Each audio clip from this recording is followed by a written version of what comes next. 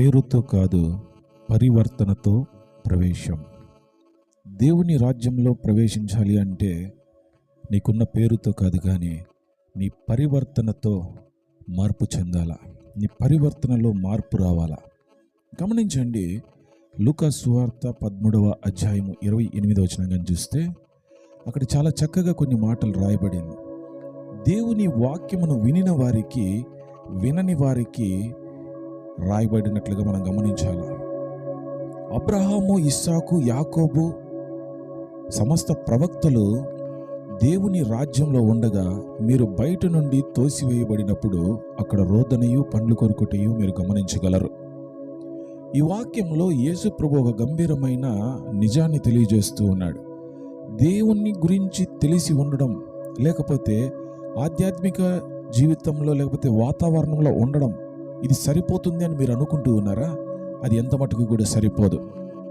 నిజమైన పశ్చాత్తాపము, జీవితము మారే విశ్వాసము లేకపోతే దేవుని రాజ్యంలోనూ ప్రవేశించలేవు. బయట నుండి లోపల ఉన్న వారిని చూసినప్పుడు కలిగే బాధ ఎంత భయంకరంగా ఉంటుందో ఒకసారి ఆలోచన చేయండి. ధనవంతుడేమో నరకంలో ఉన్నాడు, లాజరేమో అబ్రహాము రొమ్ము దగ్గర ఉన్నాడు.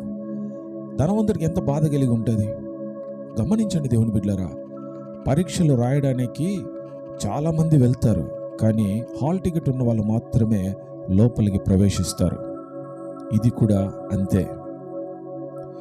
సంఘం దగ్గర ఉండడం కాదు, క్రీస్తులో జీవితము ఉండడం ప్రాముఖ్యం.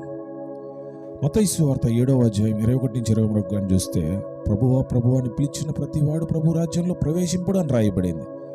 25వ అధ్యాయము 10-12 చూస్తే సిద్ధము కాని కన్నికల గురించి రాయబడింది. రోమిలికి రాసిన పత్రిక 9వ అధ్యాయం 6వ వచనం చూస్తే ఇజ్రాయేలులో ఉన్న వారందరూ కూడా నిజమైన ఇజ్రాయేలు కారు అని రాయబడింది.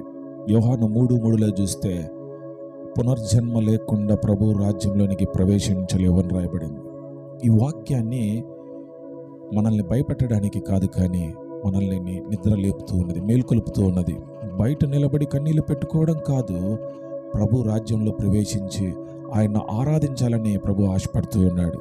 ఈరోజు ఒక తీర్మానం తీసుకుందామా? ఈరోజు నుండి క్రీస్తులో నిజమైన సంబంధం పెట్టుకుందామా?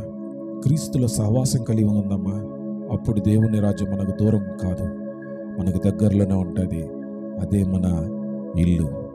ప్రభు మిమ్మల్ని దీవించునుగాక. ఆమేన్.